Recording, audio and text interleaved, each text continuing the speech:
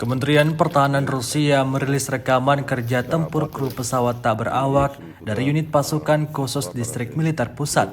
Rekamannya diunggah di akun Telegram @mod Rasia pada Kamis 5 Januari 2023. Personel militer distrik militer pusat merakit drone mereka sendiri. Penemuan ini digunakan untuk penghancuran yang ditargetkan dari posisi artileri yang terdeteksi, pos pengamatan rahasia dan penyergapan angkatan bersenjata Ukraina. Selama penggunaan pertempuran, kru drone bergerak ke posisi awal dan meluncurkannya. Kemudian, setelah mengenai target yang diberikan, pesawat mendarat dan posisinya diubah untuk keluar dari zona kemungkinan tembakan balasan musuh. Komando Distrik Militer Pusat sangat menghargai inisiatif rasionalisasi pasukan khusus dan keefektifan penemuan mereka. Diketahui sejumlah prajurit dinominasikan untuk penghargaan negara. Hingga video ini beredar, beragam komentar dituliskan warganet.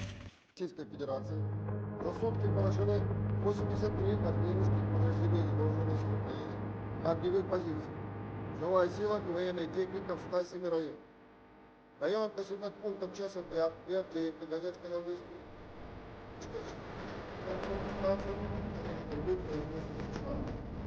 Районов населенных пунктов Орехов, Петрова,